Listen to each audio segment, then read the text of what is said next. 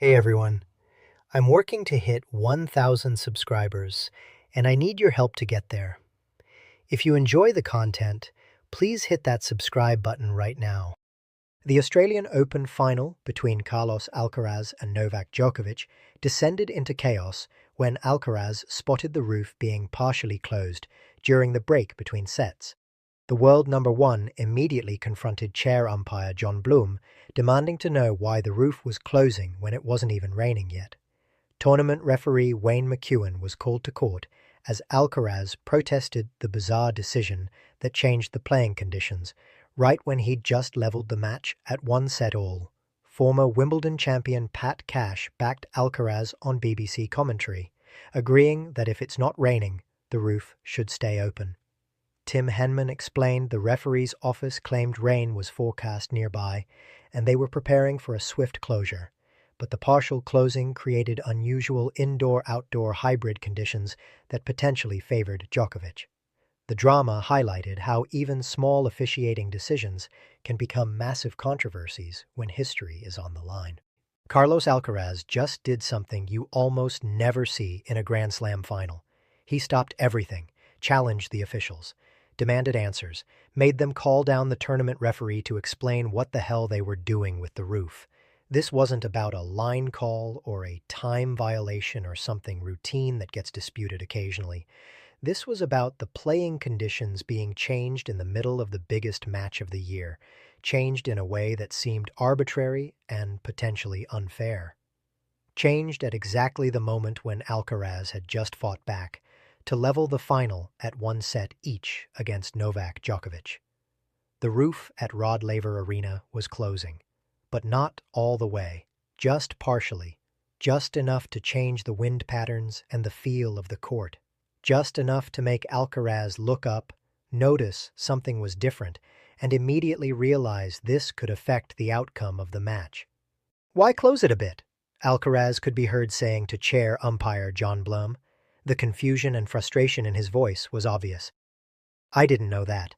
I just looked up and I'm like, why is it closing?" And honestly, that's a completely reasonable question. Because if you're going to close the roof due to weather, you close it all the way. You create indoor conditions. Players understand that. It happens. But partially closing it, creating some weird hybrid situation that's neither indoor nor outdoor, that makes no sense. Unless, of course, you understand who benefits from that specific decision. And Alcaraz clearly suspected he knew exactly who that was. Let's set the scene, because the context matters enormously for understanding why this became such a big deal. Djokovic had taken the first set convincingly. He came out firing, playing some of the best tennis we'd seen from him in months. Vintage Djokovic. Controlled, precise, devastating. Alcaraz had his moments, but couldn't quite match the level. First set to Djokovic. Then Alcaraz did what Alcaraz does. He adjusted, he figured out what Djokovic was doing and found answers. The second set was completely different. Alcaraz was more aggressive, taking balls earlier, putting Djokovic under constant pressure. He broke early and never looked back. Second set to Alcaraz, match level. The momentum had shifted. The crowd could feel it. Djokovic looked like he was working harder just to stay in points. Alcaraz was finding his range on everything. This was turning into the kind of match where the younger, fresher player starts to take over as the older champion's edge dulls. And that's when the roof started closing. Not because it was raining. It wasn't. Not because conditions were unplayable. They were fine. But because, according to tournament officials, rain was forecast nearby, and they wanted to be prepared to close the roof quickly when it arrived. Sounds reasonable on the surface. Except for one problem. Partially closing the roof fundamentally changes the playing conditions. It affects the wind. It alters how the ball travels through the air. It creates different echoes and acoustics that can affect rhythm and timing. It's not a neutral decision. It's not just preparation. It's actively changing the match environment. And Alcaraz knew it immediately. He looked up, saw what was happening, and his expression said everything. This wasn't right. This wasn't fair. And he wasn't going to just accept it without an explanation.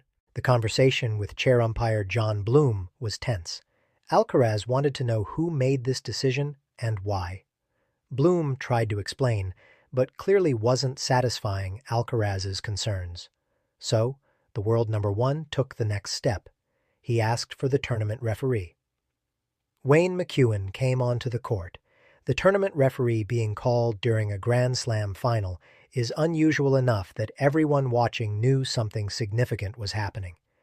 This wasn't a routine complaint. This was a serious dispute about the conditions of play. The conversation wasn't fully captured by microphones, but the body language told the story. Alcaraz was advocating for himself, making his case, explaining why this decision seemed wrong. McKewen was explaining the reasoning, but Alcaraz clearly wasn't satisfied with the answers. Former Wimbledon champion Pat Cash was on commentary for BBC, and he immediately sided with Alcaraz. "I agree with Carlos.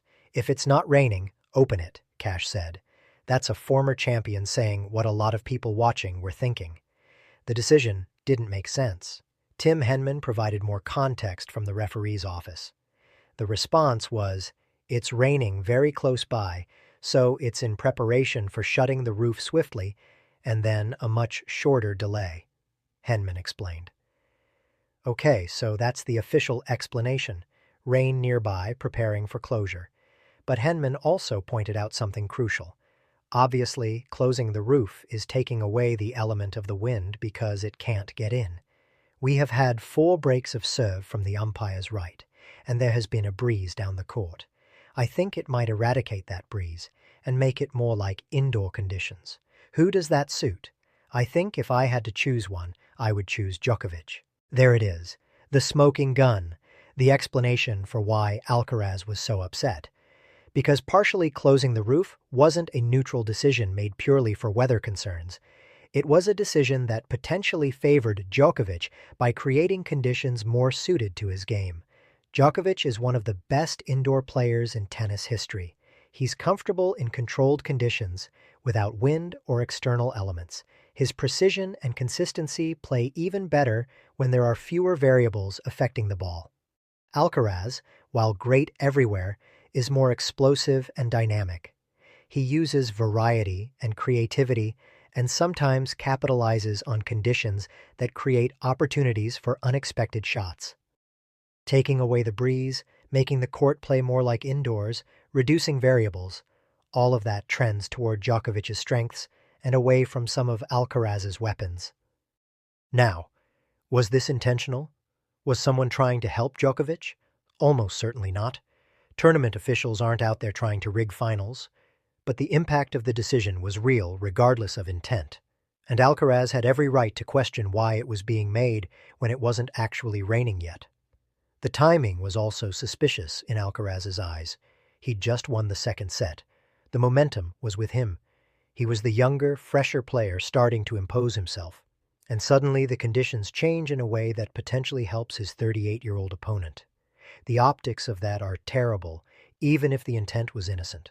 This raises larger questions about how officials handle weather-related decisions during important matches, because there's always going to be discretion involved. When do you close the roof? Do you wait until it's actively raining and risk delays? Or do you close preemptively and risk changing conditions before it's necessary? Different people will have different answers to those questions.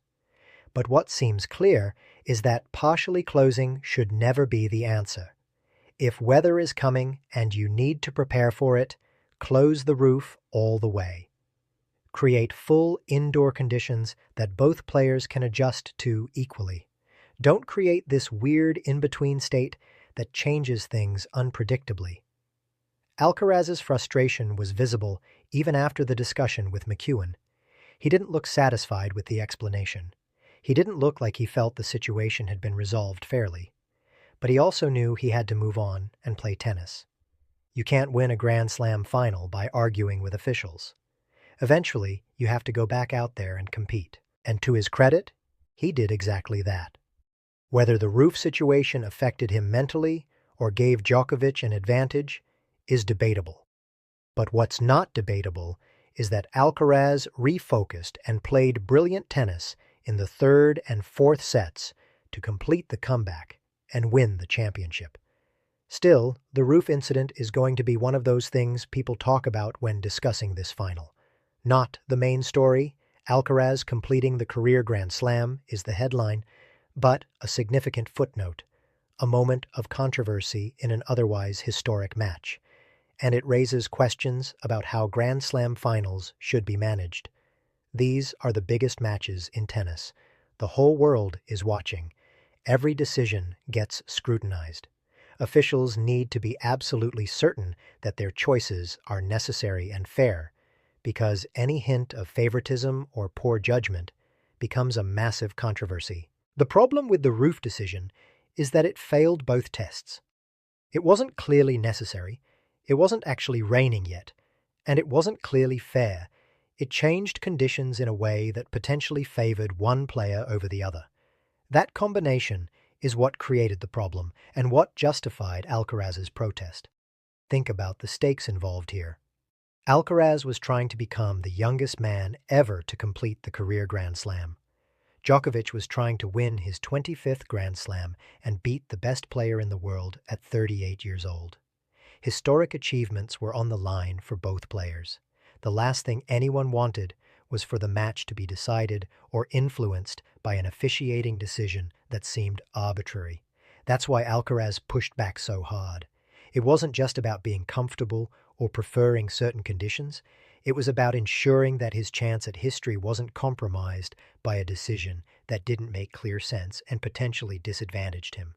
The fact that he went on to win, despite the roof situation, actually strengthens his case that he was right to protest.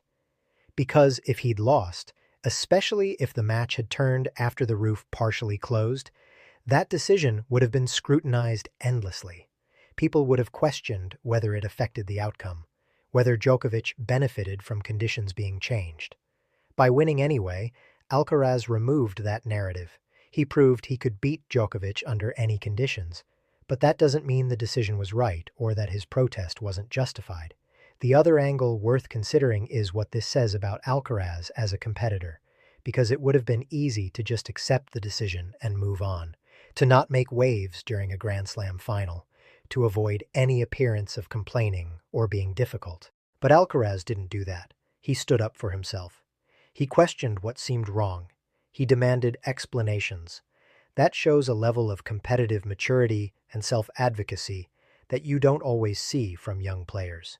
He knew his rights, he knew when something seemed off, and he wasn't afraid to make his case, even on the biggest stage.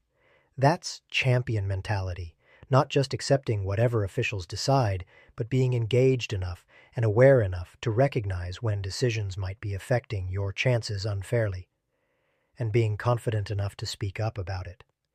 Djokovic, for his part, didn't seem to weigh in on the roof situation during or after the match, which makes sense. Why would he? The decision potentially helped him. He wasn't going to complain about it, and he probably genuinely didn't think much about it beyond adjusting to the changed conditions like he's done thousands of times in his career. But the lack of comment from Djokovic also means we only really heard Alcaraz's side of the dispute. We don't know if Djokovic thought the decision was weird, or if he agreed with the official reasoning, or if he even noticed the partial closing until Alcaraz brought it up. What we do know is that the decision created controversy at a moment when a Grand Slam final should have been about pure tennis. And that's a failure of officiating regardless of intent or impact. Looking at similar situations in tennis history, roof decisions have caused disputes before. Wimbledon's retractable roof has been the subject of numerous controversies over when to close it and whether the timing favors certain players. The US Open's Arthur Ashe Stadium roof has created its own set of debates. But this Australian Open situation was particularly strange because of the partial closing. That's not something you see often. Usually, it's a binary decision, open or closed. Creating a third option, partially closed, introduced complexity and unpredictability that neither player would have prepared for. And that unpredictability is part of what made it unfair. Both players had game plans based on the outdoor conditions that existed for the first two sets. Suddenly, changing those conditions, even partially, forced both players to adjust on the fly. But those adjustments don't affect both players equally. Some players are better at adapting than others. Some benefit more from certain conditions than others. The officials essentially forced an experiment in the middle of a Grand Slam final. Let's see what happens when we partially close the roof. How will the players respond? Who will adapt better? Those are questions that should never be asked during a championship match unless absolutely necessary due to actual weather conditions. That's what made Alcaraz's protest so justified. He was essentially saying, "Why are we running this experiment right now when it's not actually raining? Why are we changing conditions based on a forecast rather than actual weather? And why are we doing it in this weird partial way that creates unusual conditions nobody planned for?" All reasonable questions. All questions that officials struggled to answer satisfactorily. All questions that reveal this decision was poorly thought through. The resolution, such as it was, came down to Alcaraz essentially being told, "This is the decision, we're not changing it, you need to deal with it and play tennis." Which is what always happens when players dispute officiating calls. Officials aren't going to admit they made a mistake or change their decision based on player complaints. That would set a bad precedent and undermine their authority. So Alcaraz was stuck. He'd made his protest. He'd gotten his point on the record. He'd spoken to the referee, but at the end of the day, the roof was staying partially closed, and he had to figure out how to win the match anyway, and he did, which is the ultimate response to any controversial officiating. Win anyway. Make it irrelevant. Remove any doubt about who deserved the title. Alcaraz did all of that by playing exceptional tennis in sets 3 and 4. But that doesn't erase the fact that the situation shouldn't have happened in the first place. Grand Slam finals deserve better officiating than what we saw with this roof decision. Players deserve better. Fans deserve better. Going forward, tennis needs clearer protocols about when roofs get closed and how those decisions get made. The current system, where officials use discretion based on forecasts and conditions, is too subjective and too open to criticism. There need to be clearer guidelines that remove as much discretion as possible. Maybe the rule should be, if it's not actually raining, the roof stays fully open. If rain starts, close it all the way. No partial closings, no preparation closings based on forecasts. Just react to actual conditions in a clear, binary way that both players can understand and prepare for. That would eliminate situations like what happened in this final. It would remove the possibility of officials inadvertently favoring one player over another. It would make tennis simpler and fairer. Will tennis actually implement something like that? Probably not. The sport tends to resist major changes to how things are done. But this Australian Open final provided a clear example of why current protocols aren't good enough. Alcaraz calling for the supervisor and protesting the roof decision will be a memorable moment from this final. Not the biggest moment, that belongs to him completing the career Grand Slam, but a significant moment that revealed both his competitive fire and the ongoing challenges tennis faces in managing weather-related decisions fairly. And it's a reminder that even in 2026, even with all the technology and resources available to Grand Slam tournaments, officiating remains imperfect. Decisions still get made that create controversy. Players still have to navigate situations that seem unfair. The human element, both in terms of officials making judgment calls and players responding to them, still plays a huge role in outcomes. Alcaraz handled it perfectly. He protested when protest was warranted. He made his case clearly. And then he went out and won the match anyway, rendering the whole controversy a footnote rather than a determining factor. That's how champions respond to adversity, whether it comes from their opponent or from officiating decisions they can't control. Was Alcaraz right to protest the roof decision, Or was he making too big a deal out of standard preparation for weather? Should officials have waited until it actually rained before closing the roof at all?